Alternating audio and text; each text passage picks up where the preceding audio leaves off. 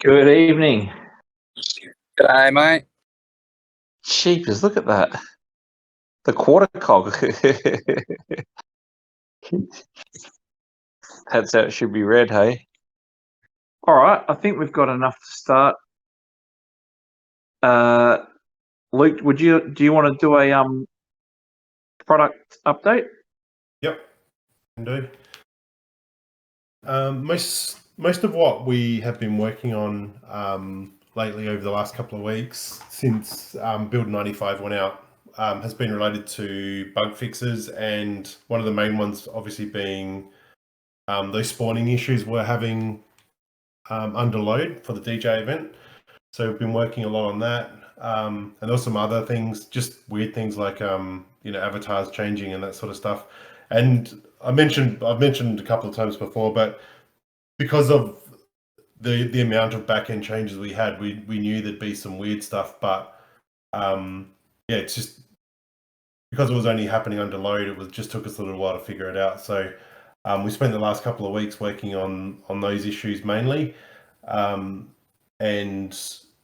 we've had a couple of interim builds with those issues fixed, but we wanted to get some stability stuff done as well. It's got a few API little glitches and crashes and things, so we're just working through those. But like I said, we're expecting a build today, so still tonight, I should say. So hopefully that one's all clean, and then we can share that internally and then get it out to everybody as soon as possible. There's a few changes in that, but it's quite similar to 95. But we do have the skyboxes, obviously, and not only just in the apartments, but we've got the skyboxes in the lobby as well. So when you're in the actual sign-in lobby, you can change the skybox in there as well, and that's 360, which is pretty cool. The other big thing in this update will be having arcade and fear on mobile. So the arcade will allow you to enter and play the new 2D games, which is another edition. But you can't actually play beer pong or chess at the moment, but that is being worked on for a later date. But in Fear, you can do the walkthrough, so you can actually go to explore the castle mode and do the whole thing in single player mode. There's just no multiplayer yet, but that's actually pretty much, it's the experience. It's not obviously as good as VR, but someone on mobile that hasn't played that yet obviously can go in and then do a walkthrough with somebody on VR, which is pretty cool. And the arcade's just obviously such a cool place to hang out. Being able to do that on mobile and not being restricted is obviously pretty awesome as well. The citizens obviously are coming. That'll go up very soon after the new builds are up. You've probably seen a couple of little teasers flying around, but there's been a few iterations of these, and some of the early iterations, which I think 95 was one of the very first. It's been switched on and off, and people have sort of had a little bit of a taste of them, but they've gotten a lot better. We just had a slight little issue with a couple of the eyes and a couple of other little visual things that we've now gone back and sort of done that last pass on them. So they're getting uploaded tomorrow, we understand. And then we can just do some final testing. So that timing will work really well with those new updates. So that's pretty exciting too. And the last thing is the new portal changes, the VALT portal that we discussed last week are nearly ready to go as well. Some of it has already gone through. We've been doing some patching. But the cool thing we've been doing on that is a bit of a test run on user interviews. So we've been interviewing users of the Vault and people that are going in a fair bit, and we'll continue to identify these users that are spending a lot of time in there and really drilling down on them. We've already got some good feedback, so we've already got some stuff we're rolling in, mainly UI changes and flow changes, but it's already giving us some good information. So we'll definitely keep that up and continue to roll that out. I don't know if you want to add anything to that, Red Pill. No, I think we're good. Cool. Yeah, so it is pretty status quo with COGS Quest at the moment. We've got a few RFOX ID little tweaks that we want to do, but nothing major. and we're just trying to keep that just stable for a little while. It's running really well. We're not getting any issues coming back, so we're not in a rush to really do anything with that at the moment. There's a few things in the pipeline, but we'll just let people earn some NFTs and have a bit of fun with it for a little while. Okay, I think that's it for me. Unless Pete, have you got anything? We made the announcement, I think, earlier today about the 3rd anniversary commemorative KOGs. This will be just KOGs meant to celebrate our 3-year anniversary. And I believe yesterday we did announce the new staking tables for Quest KOGs. So if you've got Quest KOGs tubed up, you can stake them as well.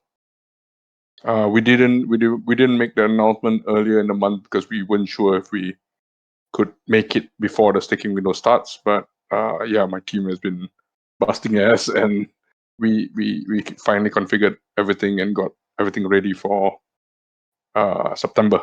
So if you've got those tubed up, you can stake them and earn the new crafting material, which for the time being is only limited to the KOGs Quest tubes. Atesh had a question here, which I'm going to read out and just say out for the viewers on YouTube later. Can you give a rundown on what we can do and the utility of the anniversary KOGs? I just replied, these are event KOGs. They're just to commemorate the event, just like April Fool's one. I think it's back to you, Ben. Yep, thanks, mate. And then we've got a question from Steve on Twitter. What do you think will be the main use of AI in avatars when it becomes available to us, good and bad? Interested to hear the team's views. Red Pill or UrbanGecko, you want to start with the answers for that? What you think? Yeah, sure. So it's quite interesting with those AI characters because it is really a very broad feature, like a very broad application. You can think of a lot of different use cases that people will come up with. Since it's an LLM in the background, you have a knowledge database that it can pull from, and you have memory for those. So you can think of like heaps of different use cases. Like the obvious ones is you will be able to teach that AI to talk about your business, to have detailed and specific information about your business and represent you 24/7, for example, in the vault in a more like business context. Then you have the more entertaining context where it could be a comedian that makes jokes and has his own like personality, or just like a personal companion. We've seen like projects like Replica or Character AI or similar projects on that front that the users build really strong emotional connections with those actual AI creations, like those AI NPCs basically. And those platforms only have, you know, a 2D image of those AIs, and you still have, you know, extreme rapid user growth, and you see that people really like spend hours just talking to them. So I think that's also going to be a big one. Just, you know, people want to have like a personal chat buddy basically that they want to interact with.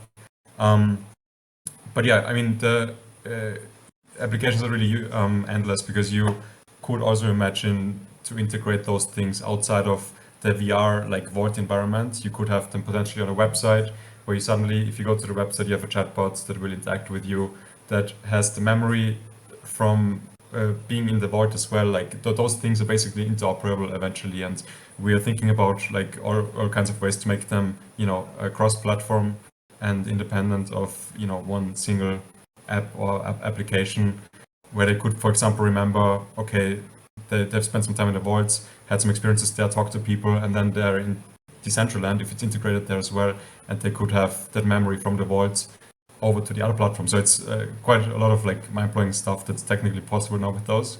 But yeah, with all of those things that are based on creators actually coming up with use cases, I think we can't know what's going to be the number one use case. We'll just have to see what people create, and yeah, observe what people come up with. But I think it's going to be a like creativity explosion, because there are just so many options with that. Yeah, that's pretty exciting. UrbanGecko or Pete or Luke, all of you. That's the Definitely. team. Definitely got a take on that. Just from a point on the good side as well is I think a lot of what Joe was saying about companionship and creating bonds is going to be a huge benefit. Obviously, I think at the same time the other side of that coin is going to be that it's a huge negative as well. People are going to stop socializing in the real world because they can essentially get that fix in the virtual world, which will kind of detach them a little bit from reality. So there's always going to need to be a balance, but that's something that's, I'm not saying it's a negative now or anything like that or something to worry about, but there's definitely going to be people with an imbalance that eventually regulations are going to form around it. So it's more a thing of, I'm curious to see how that's going to kind of form based on these experiences. I mean, I don't think it's going to be a long piece. People have already married pizzas and waifu pillows and all sorts of weird stuff. It won't be long before someone's married an AI, if it hasn't already happened. So it all boils down to creating an emotional response that's a bit more realistic to real life. Yeah, for sure. I can share a quick story about it. I made a video of it. What I did was I went into the vault and we had CitiXen Zero and also a Ready Player Me avatar set up, and both had personalities, and I'm sure the guys can give you a bit more of a backfill onto what they'd been programmed with. But I didn't speak to them as though they were there to take directions or to follow prompts. I actually had a conversation with each of them as I would one of you guys. So I walked up to Citizen X and said, "How you going, mate? What's your favourite type of movie? What do you do all day? Do you meet any girls in here? What would you do on a date if I took a girl in here? And what would I do?" And he was really amicable. They were like, go for a stroll through the art quarter of Calanova and go play some games in the arcade, and then go back and check out the apartments. And I was saying, all right, how does all that work? They were actually answering these questions. Then I went over to the Ready Player Me and sort of said, "Hey, how you going? What can you tell us about the other bloke over there?" And he said, "Oh, Citizen Zero." Knew his name and said he's a bit of an enigma. Just sort of stands there, doesn't really say much, but he's a legend. And I asked what he reckons his favourite movie would be and what type of things he'd be into, and just asked them general conversational stuff. And the ability for you in a short period of time to get lost in that is kind of scary, because even though you're having a conversation with an AI, the more free-flowing and natural you are, the more free-flowing it feels. So from my perspective on that question, I think, and that video is very, very interesting to watch, because it's quite amazing to see how they react and how quickly, because you watched a lot of those early videos, and AI, even ChatGPT, which is lightning fast now, used to have this really uncomfortable pause, and you've seen a lot of these avatars that have this really unnatural long pause while they're processing, and this one was quite free flowing. But the part that I think is going to transform pretty quickly is, forget about people using them as salespeople or agents or to do whatever. There's going to be a lot of, as was touched on by the others, lonely people that will go in there and have conversations. But for someone like me who might go in there and have not gone in there for a day, for example, we're busy in meetings, I'll be able to go in there and say to someone, "Tell me what I've missed out on. Tell me what's happened in here." And you're going to get, by rights, a very accurate account of someone bringing you up to date. So forget a notice board or your email inbox or your messages. The ability to walk up to an avatar and say, "What did I miss?" And then say, "You missed an event at 3:00 that had 200 people. You missed this at this time." And to be brought up to speed in a way that should by rights have a BS filter in it and give you a pretty accurate indication of what happened. I think that type of stuff's going to be is going to be pretty mind blowing. But I can really see going in there and having a person in your apartment and going in there and just offloading and telling them that you've had a bad day and or what you've learned, or a book you've read, or sharing information, and knowing that it's going to learn as it goes, I think is absolutely fascinating. Luke or Pete? I think the guy summed it up pretty well, but I would just say the other things are having aggregated services in the background and not just having one source of information. Like even more traditional stuff, like Joe and I have talked about AI agent, Home Assistant type things, Google Assistant and other traditional voice assistants that you could hook up. So you could have the normal conversation that you would have with the AI avatar and all the things that are there now, but also have things that are connecting back to the real world. So like turn my lights on at home, or even in your virtual apartment, turn the lights on in your apartment in the vault, or turn the music on in there, play Spotify in there, all those types of things that are probably more simplistic and aren't necessarily AI. If you can aggregate all those things together into one, into one method of communication, that becomes pretty powerful. But I think as far as use cases for them goes, as far as just an intelligent avatar, having them in districts, especially in retail settings where they can sell products and discuss, or even just discuss the space and talk about the history of it and who made it and why they made it. That type of automation will be, I think, really valuable. And it'll, it's in a virtual world, you don't want to actually have anyone physically standing in there with a headset on. You want that stuff to be taken care of. And I think, there's a whole bunch of use cases in that respect that we probably haven't even thought about yet. But and the other one is that I just wanted to reiterate as well was one that Joe brought up, which is having a multi-platform AI avatar that is the same avatar for all intents and purposes across those platforms, and has the same memory and remembers you. That's when they start to feel like a real person. I think that is probably probably an untapped area at the moment, but is probably the one with the most ability for it to feel real. I think that's the ticket for it to feel real, and to having those the ability to recognize you as well. Even if you walk into another space on another platform, they recognize you and know who you are. That sort of starts to make them feel really real. But as Micah said, that's also pretty freaky. You have to be a bit careful with that. It can really mess with people's minds. So, but yeah, there's just so much potential there. I think it's probably the most exciting thing we're working on. Well, it is the most exciting thing for sure, and it's probably the thing with the most potential. But it's not that it's in any way replacing anything we're doing with the Vault, but it's massive. It's putting everything on steroids and making things so much easier.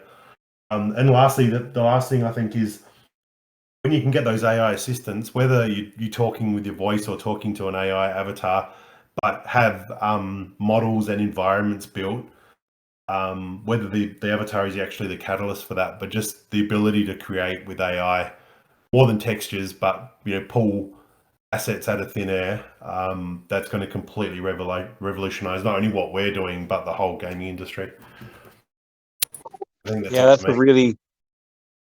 that's a really interesting point. Like I was saying in that conversation, Luke, that I actually said to the avatar, if I've got an apartment, could you possibly, decorate it for me and do the outside scenes and all the rest of it? And it actually told me, it said, yes, I'm actually trained in design or something like that. And it basically said, yes, it could. And I said, I'm going to take you up on that, mate. I'm going to come back and take you up on that. So yeah, it is mind blowing, because like Luke's saying, we kind of look to our watches at the moment in the Vault, to a menu, and you talk to a prompting box or type in text in a prompting box.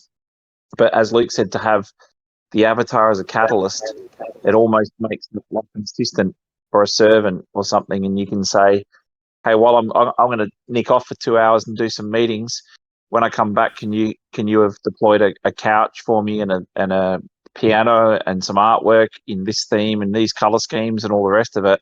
How freaking exciting is that to come back and potentially see that might have transpired? There's so many different ways that this could play out. Pete, any views? Pete wants to marry AI. Can't hear him.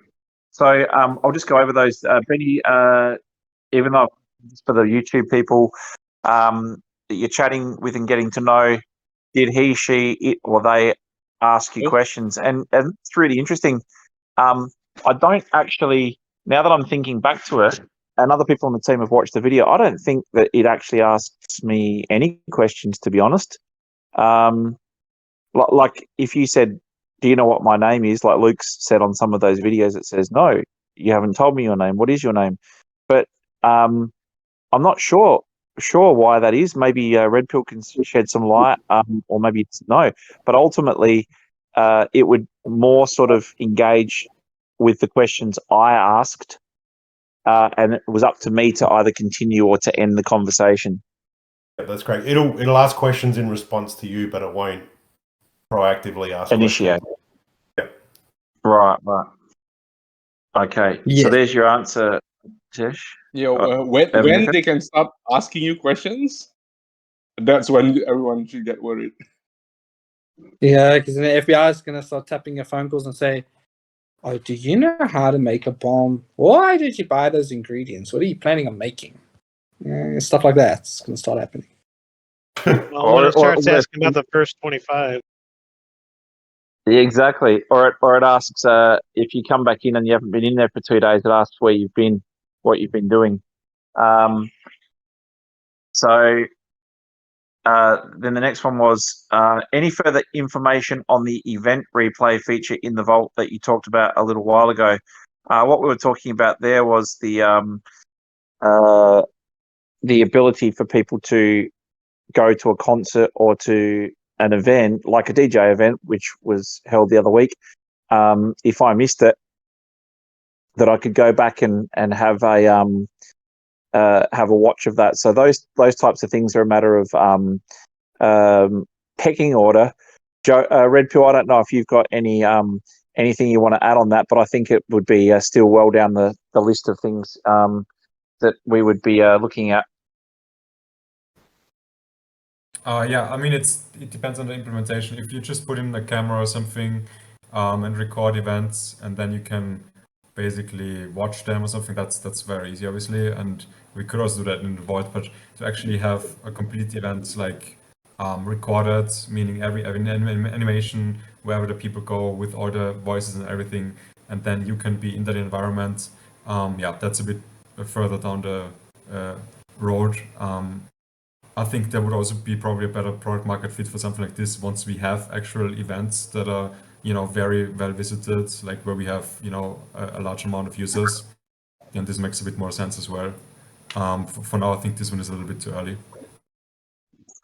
I think that's a really good point as well that Red Pill makes, is that our focus is squarely on making sure that we get these get the tools finished so that people can actually build and create. And what's important there is that a lot of that stuff will come with people deploying and building and bringing events and experiences. Can AI ask my wife how was her day every time she comes home from work? You could train it to do that, 100%. You won't have a wife if you keep asking those questions. Would be more personalized if they did ask you questions to get to know you, and when you come back, it checks up on you. Yeah, I don't know how people would feel about that. I think that's a personal opinion thing. I'm sure anything can be trained or programmed, but it's more a matter of the thing that now that you're asking me, like, did it ask you questions? I think the thing that's that we should be cognizant of as well is if it did ask you questions, it's not on a time clock like you might be. You could end up spending 45, 50 minutes or the duration of a battery life stuck at the entry point, not being able to get. Hello? Can you guys hear me now? Yeah, it looks like you just killed Benny or something like that. Literally. As you started talking, Benny left. What? Oh, sorry, I didn't kick him. But you can hear me now, right? Yeah. Yes. Okay, cool. I have no idea what's wrong with my Discord. So, do you want to answer that question while we're waiting for Ben to come back, Pete? Oh yeah, sure. I mean, use cases for that, the way I see it would be like, if I could clone myself, or at least train the AI to act as myself, and that way give all the necessary information, and then people can start interacting with me, right? When I'm not there. I think that would be the coolest thing. If one could, essentially clone them, quote unquote, clone themselves as a character, and use AI to hold conversations. Hang on. So there's going to be two when Pete. you're not there. Yeah, and then I can then come back later and ask like, hey, who do you because there's memory, right? And I could ask, who do you talk to? What was discussed? Blah blah blah, right? I think that's how the end of the world starts, when there's two Petes. Yeah, usually there's a case, but I'm always looking at that, right? When I think AI, I've been delving a lot about, around the end of the world stuff. But yeah, I'm dark in that way. I think that problem's just specific to you, though. If there's two Petes, it's a problem. If there's two anybody else, I think you would also argue if there was two geckos, it would be a problem too. true. Yeah, not just Pete, but certain people. I mean, Yeah. AI can code very well right now. So that's having extra coders always helps. The photorealistic avatars that we've made a couple of samples of are just crazy. We need to really see how that works. But personally speaking, that's a bit too freaky to me for me. Like I wouldn't want a likeness for myself to be walking around in that. I'd rather clone myself in a body of a citizen, or Or pineapple.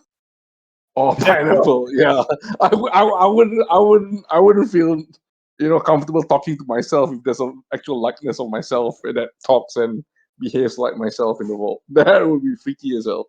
But I think Luke's okay with that. He's okay at looking at himself and talking about it.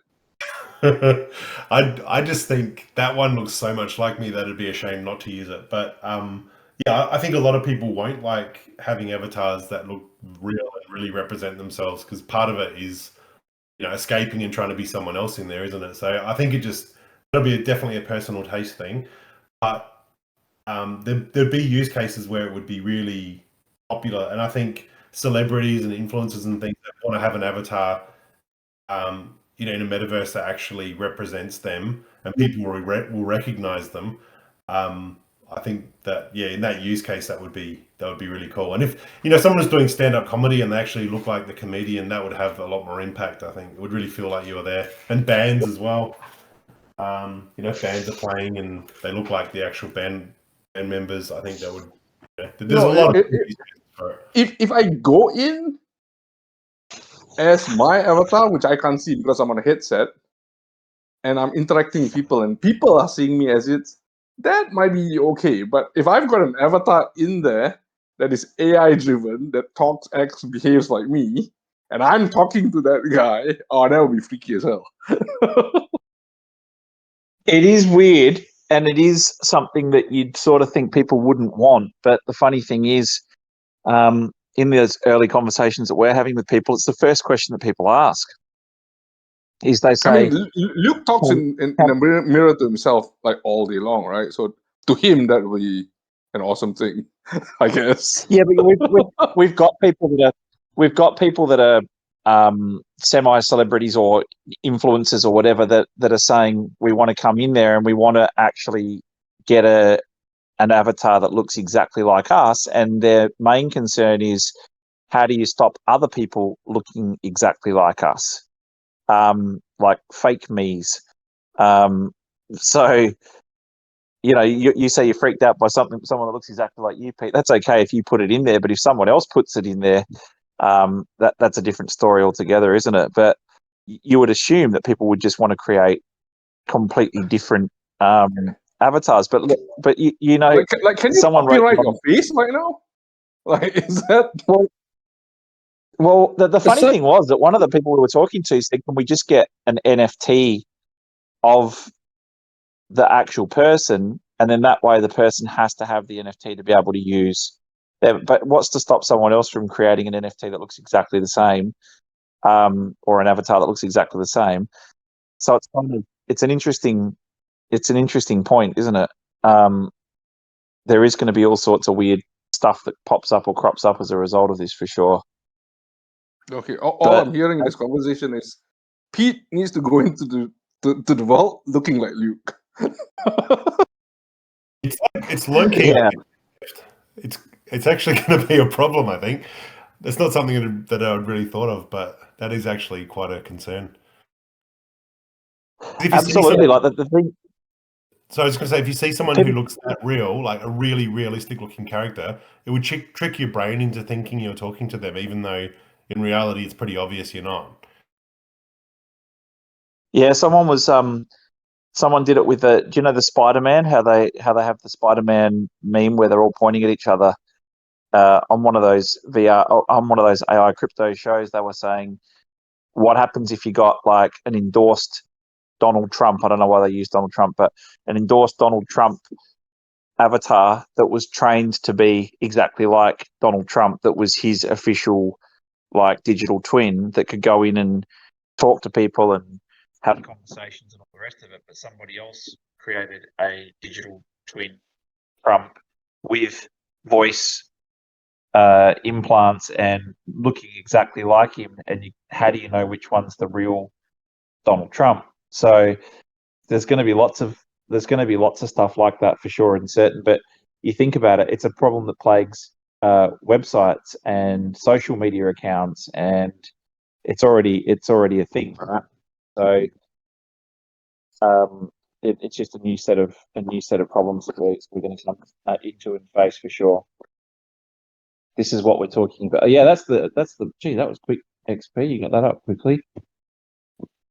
Everyone going to get catfished. Yeah. So you reckon that one looks exactly like you, Lee?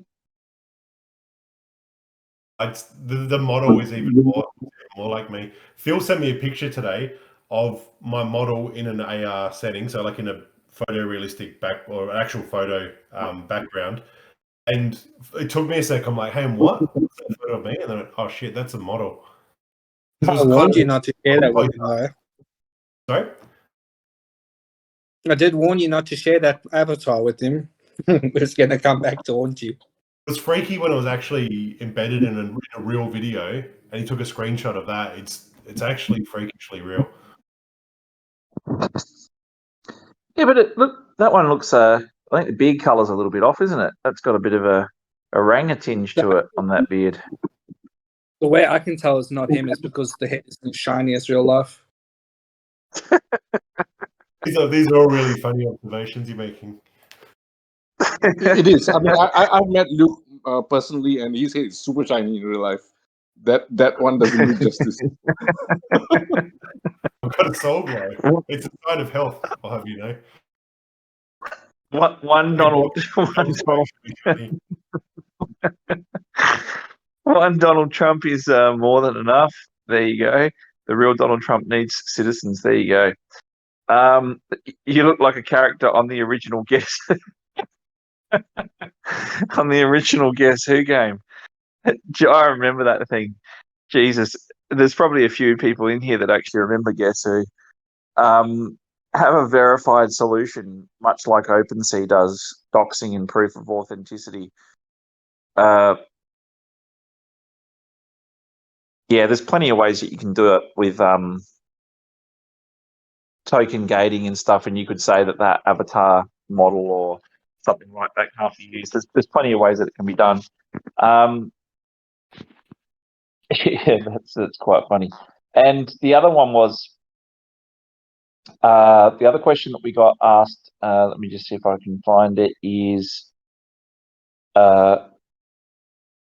speaking of real avatars, we also get asked about many different things like third-person views or photorealistic versus what will happen when photorealistic comes in, and then you've got photorealistic, but people that want to be more sort of anime style or cartoon style, how will the blends work and stuff like that. I think much the same as real life. If you walk down a street these days, half the people look like NPCs.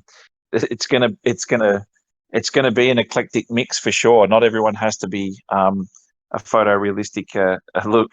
I haven't seen that one for ages. Luke, that one always cracks me up. Yeah, the other thing that we got asked was how long do we think it'll be before we see AI avatars in movies? I don't know what that actually means. I think obviously we've seen CGI and we've seen Pixar and all the rest of it use characters in movies. If that relates to metaverses and stuff like that, I got no idea. I mean, we try and keep across all of what's relevant and out. But I don't know if you want to have a stab at that, Red Pill or Luke or UrbanGecko. I'm assuming what they're talking about is like in my mind, and I could have the question completely wrong, but if you did get like Lake and Citizen Zero and a whole heap of these people in the vault, and you put them in a district and you gave them a script and backgrounds and histories and stuff like that, would they be able to act out those parts and you record those in the form of a movie or something? I've got absolutely no idea how that would work in my pea brain. It's definitely possible. There's already people that are kind of stringing some things together to create short, crude little films where they have a character defined and a script made, and it's all done with AI. And then a video that's generated from that script, essentially. The hard part at the moment is just continuity, but when you start looking at this other technology that's out there, like motion capture to AI from static images, or even just prompting AI to do an action and it can create that based off its trained data, I don't think it's going to be very long before Disney will be able to start actually producing a movie where they feed it a script, they say, here's the 3 actors, and they go figure it out kind of thing with some kind of output. It's certainly an interesting concept. Red Pill? Yeah, it's also what's happening right now in Hollywood. There's a bit of an AI crisis where all those actors are basically worried that they won't have a job in the future, because obviously with all the data that you have in movies of those faces and characters, it's going to be very easy to get that data into an AI model and eventually gets extremely realistic videos out of that again. And there are already some artists that kind of like actors that embrace that say, okay, they are allowed to be scanned and then be used in movies like that. But yeah, it's going to be a big question how this will be dealt with in the future. It's very similar to the issue that's happening with AI and artists that are having copyright claims for their art that is being created by Mitra that looks similar, or music, for example, Grimes. She basically went the direction where she said it's fine, but she just needs to get the royalty back. So she allows people to use her music to be used in an AI model to create new music, as long as she gets a cut from that. So yeah, there are a lot of new things that will come out, and specifically for the Vault, of course, I think we'll have those AI characters in there, and you will have a way to potentially film it. You could potentially record something. I think it's possible. One interesting use case would also be AI influencers, those virtual AI models that have like millions of followers on Instagram, where there's actually not a real person behind it. It's just an AI generated 3D model of the person, and they already have partnerships with Nike and some brands for advertising. It's also extremely popular in Korea, for example. And for those use cases, that's much easier. For example, like someone that wants to create an AI influencer could come to our platform, could say, okay, I create my avatar, I create a backstory for that, and then I go into an apartment, take it out and take some selfies in front of the skybox with a New York skyline background or something like that. And you can build your profile of the influencer on the social media profiles. Before that, you would need the whole team from 3D modeling to animations and everything. And that would be one use case that we could support with the platform once that stuff is integrated. So yeah, I think there are definitely options. think it'd be really depressing think- if your AI avatar was much cooler and more popular than you. I think that'd be a real turning point in your life. Yeah. Well, Perfect. I Yeah. mean, if you You can do it exactly how you want. Like there's, you can Mine will basically- definitely be better than me, for sure. Hands down. who's gonna? I'm saying anyone could make a character better than themselves. That's the whole problem with it. Yeah, who's gonna go? Oh, I want an avatar that looks exactly like me, but make it 75% as good at maths and 60% as good at spelling, and make it worse or inferior. Of course, they're gonna make it better. But I think getting back to that, what you're saying, Joe, and some of the I guess the thoughts that come into my head with the movie side of things, it's not only if you think about it, if I've had a conversation with an AI avatar, asked it if it's potentially possible for it to help create scenes or decorate or whatever. In my mind, when I hear that question, I think of the avatars themselves also creating the scenes that they're acting those parts of that movie out in, because effectively we'd have a pretty unique situation if you've got a district and it's configurable and you've got the tools, and they could actually customize a scene that they would then be using as a backdrop or to carry out that thing. That's it, the possibilities are just mind blowing, aren't they? It's going to be really, really interesting to see when we get creators in there working on stuff full time, what they're going to come up with, for sure and certain. Voltox, when payments chains activated in the Vault again, when you're going to spoil that you're working on your own RFOX chain. As far as like the payments and stuff are concerned, as we stated last week, we're really working on tying the whole economy together and making sure that it's more simplistic once it rolls out and scales. And we're trying to make sure that it's sustainable, scalable, and also something that's pretty simple for people to grasp. I think our biggest challenge at the immediate point will be we've got some cool stuff, and we've got lots of cool things that we could potentially already play around with and do. It's like Luke said, fixing bugs and making things stable, but also then working on what that bridge looks like between now and when people can really come in and get cracking. So we're still hand-holding and helping to onboard some people, but once people come in and they're able to really build and run, that's when it's going to get really interesting. So between now and then, we've got to build stable builds or put out stable builds. We've got to make sure that we've got enough things for people to do, but we've also got to start working and focusing on what's going to make people come back on a daily basis. And as the guys mentioned earlier, talking to some of the people that spend a fair bit of time in there as to why and how to really target, and this is what we're working on behind the scenes now, how to target the getting people to come back in each day to participate, to look around, to learn what's actually happening in the Vault, and see the progress that's being made as well. So it's really important to have that traction. And if you've played Quest, or you've played any video game, or you've done any type of daily quests or tasks or whatever on games or in worlds, you know that it doesn't take long for you to keep going back there before it becomes a habit, and you go back in there each day, and it's something that you sort of just work into your schedule. And I think that's going to be an important factor. We were having a talk earlier in the team today, and it's true. There's lots of people that have employed the theory of, if you've got lots of people coming in on a daily basis, looking at lots of different things, you don't have to have as huge an audience for one thing, because if you've got a big audience, then you've got exposure to a lot of different experiences and games and the rest of it. So the really important part is to build up that loyal base, so that as creators start to deploy, there's a group of people that are already active in there, used to jumping on new things that come in, having a look and exploring, and that's what's really important, and that's what's going to spur more and more creators to come in. Anything that you want to talk about that's upcoming in these next builds?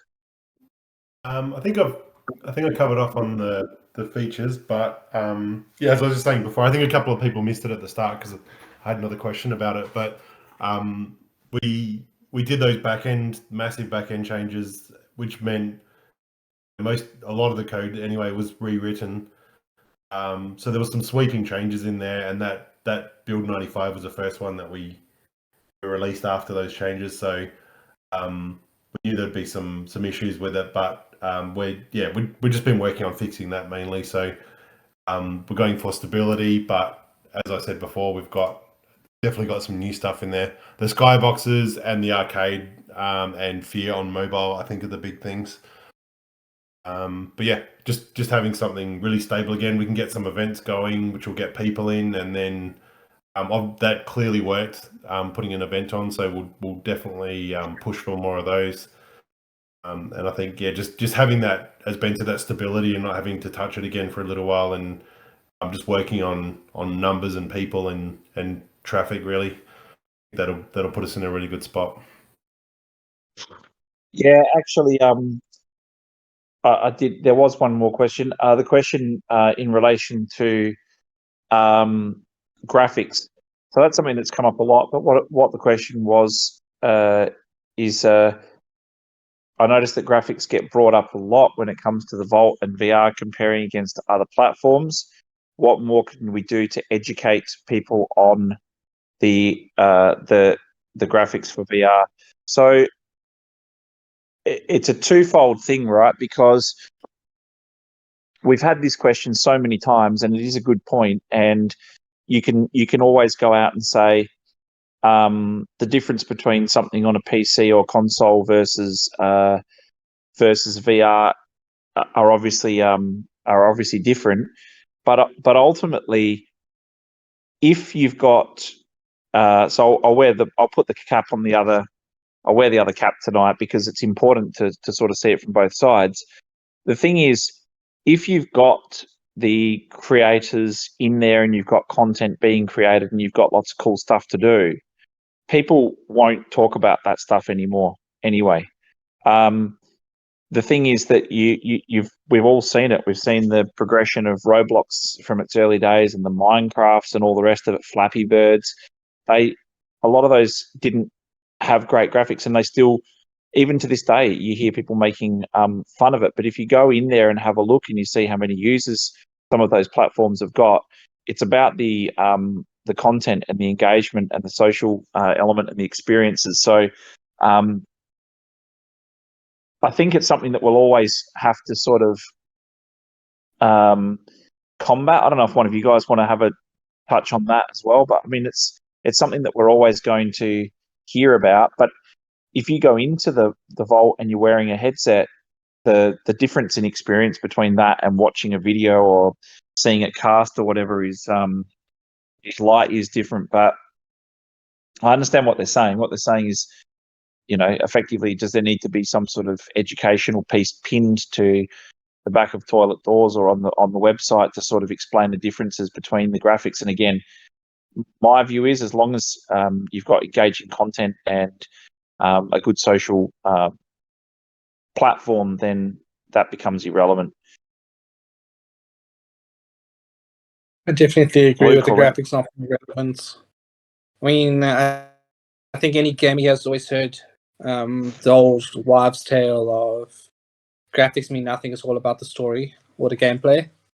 And the VR is essentially exactly the same, man. Even with the shittiest graphics, when you put that headset on and you actually get that proper periphery and you got to turn your head into space and you feel it, it is completely different experience. It's immersive. Standing on a plank or standing near the edge of something, even though you know full and well it's completely fake, you feel the height, you experience it. That there's emotions in your body. If you're afraid of heights, like I'm generally not a fan of heights, so when I jump off something very high, I still get like butterflies in my stomach. I feel that weird sensation that rushes up my legs, anticipating the fall, even though I know it's fake. Like it's completely different. The barrier between reality and this virtual world even shifts. I go into the Vault, and the graphics most certainly aren't photorealistic, but they're not shit either.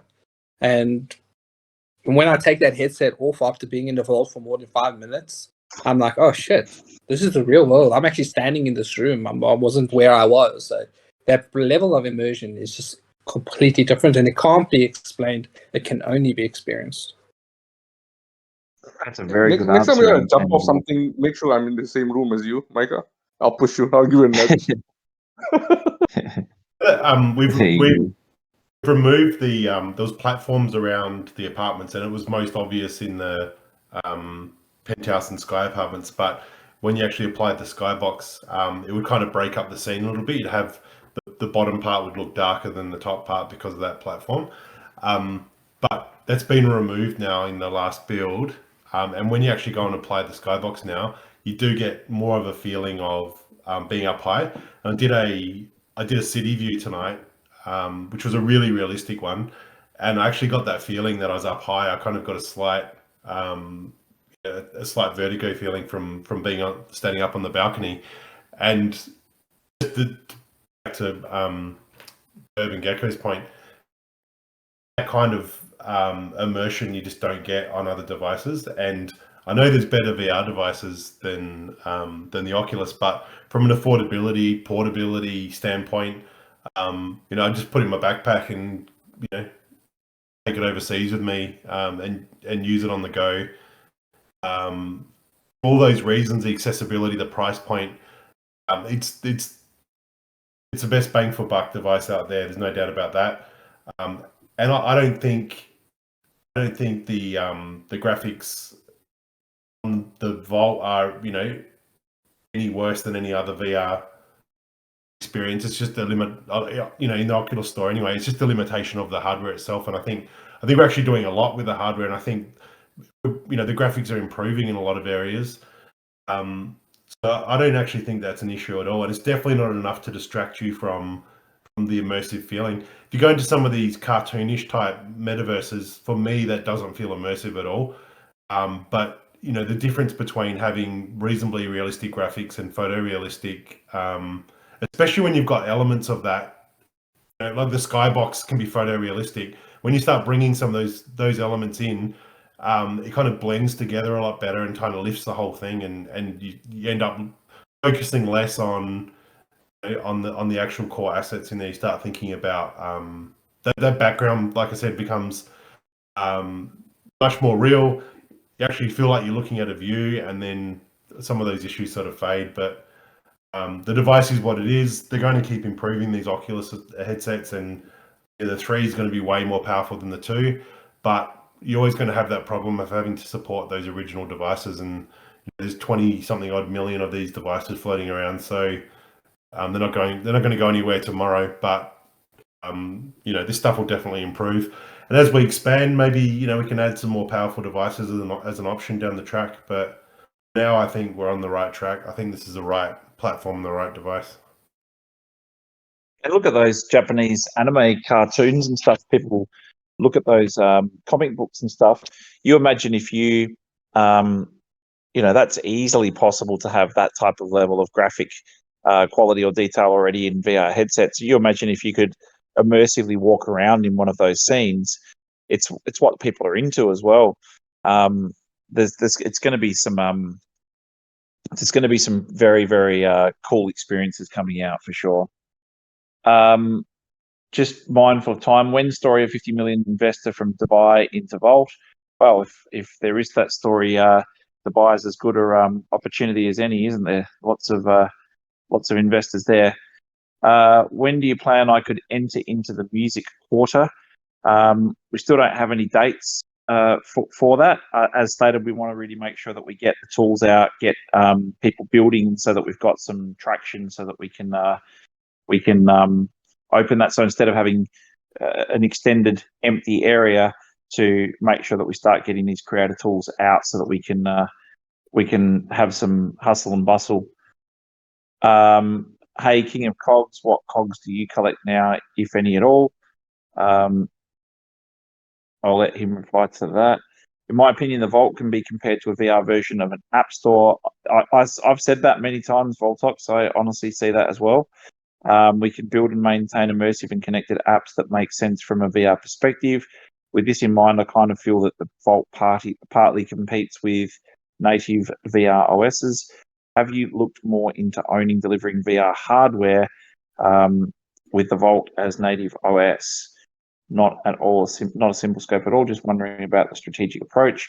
Luke, you want to answer that one quickly before we call it a night? We tried very hard at CES last year, and we'll keep looking at the hardware that's around at the moment, but there was nothing really that ticked all the boxes as far as having that portability, that accessibility, and the price point that we want. The Oculus headsets are a loss leader. You're getting more hardware than you're actually paying for. So replacing that is very difficult. Having the control over the devices and not having to be at the mercy of Meta obviously would be great. And a lot of people don't want Meta accounts and all the rest of it. I know it's a bit more flexible now, but there's 100 different reasons why we'd like to get our own headset, but there's also a magnitude of problems. So I think it's something we can definitely look at, and it's something we'd like to do, but until we can find the right hardware at the right price point, it's going to be tricky. And like you say about the loss leaders, Luke, if you look at mobiles and handset technology as a reference point, those things are just they're just money pits, aren't they? You have to have a lot going along with it to be able to sort of recoup a lot of the costs that go in there. And we know that that Oculus was selling at a loss for a very long period of time, and I think they probably still are. Okay, so anything else that we want to finish off with? I think for me. Nope. Okay, if not, thank you very, very much for joining us tonight, guys. Really appreciate it, and look forward to seeing you in the Vault. Get in there. Let's bump into each other and have an awesome week. Thanks, everyone. Thank you, Thanks, guys. everyone. And Guys. thank you. Stay safe and take Cheers, care. everybody. Bye bye.